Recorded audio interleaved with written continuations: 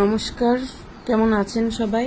আশা করছি সকলে খুব ভালো আছেন। নতুন একটা ভিডিওতে সকলকে স্বাগত।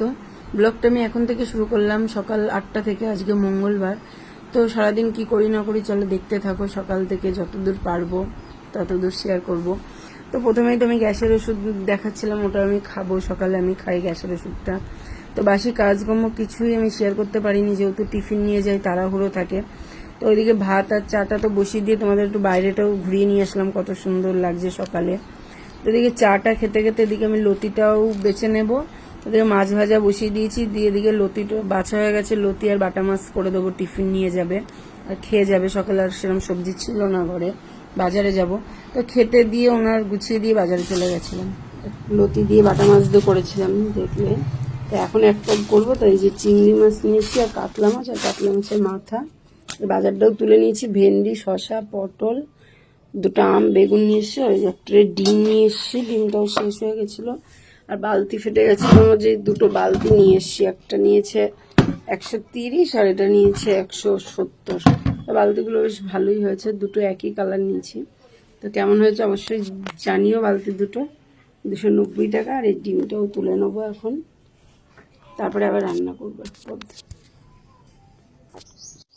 তো এই যে ডিমে যা নোংরা, এই অবস্থায় ফ্রিজে রাখা যাবে না, না ধুলে। তো সব ডিমগুলো ধুয়ে তারপরে ফ্রিজে তুলবো। ফ্রিজে এই অবস্থায় একটা ফ্রিজে বিচ্ছিরি একটা গন্ধ বেরোবে এই যে নোংরাগুলোর জন্য। তো ডিমটা ধুয়ে পরিষ্কার করে তারপরে ফ্রিজে রাখবো।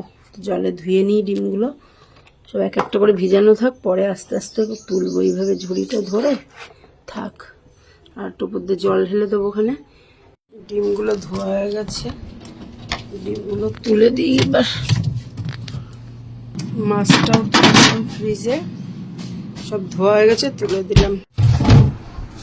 ওদিকে বাজার থেকে এসে সব গুছিয়ে গেছি, আর তোমাদের সাথে সেরকম শেয়ার করতে পারিনি। একবারে কাজ সেরে রান্না বান্না করে সব গ্যাস মুছে বাসন টাসন দিয়ে ছেলেমেয়ের খিদে পেয়ে গেছিলো, দেরি হয়ে গেছে। তো ফ্রিজ থেকে আগের দিন আম এনেছিলাম, তো একটা আম নিয়ে আসলাম। আমগুলো কেউ খেতে চাচ্ছে না, প্রচণ্ড টক।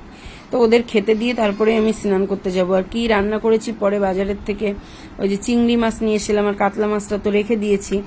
তো চিংড়ি, পটল আর লতির তরকারি এটুকুই আজকে করেছি, আর কিছু না।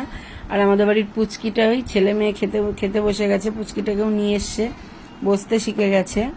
তো ছেলে মেয়েকে খেতে দেওয়ার সময় তো দেখিয়ে দিলাম কি কি রান্না করেছি। পুরো রান্নাটা শেয়ার করিনি, যেহেতু দুপুরে কি করেছিলাম, চিংড়ি পটল করেছিলাম। তো সেটা তো দেখিয়েছি। ছেলে মেয়ে চিংড়ি পটল দিয়ে খেয়েছে, লতির তরকারি খাইনি। বাটা মাছ দিয়ে লতি করলাম সকালে, ওটা আমার আবার খুব ভালো লাগে। কার কার লতি পছন্দ করো, আর এইভাবে কে মাছ দিয়ে খাও যারা, তারাও অবশ্যই জানাবে। যারা খাও না তারাও জানাবে। আমরা খাই চিংড়ি মাছ দিয়ে, মানে এমনি তো ভাজা খাই, তাছাড়াও আমরা এরকম মানে মাছের ঝোল টাইপেরও করে খাই, শুকনো শুকনো, ভালো লাগে খেতে।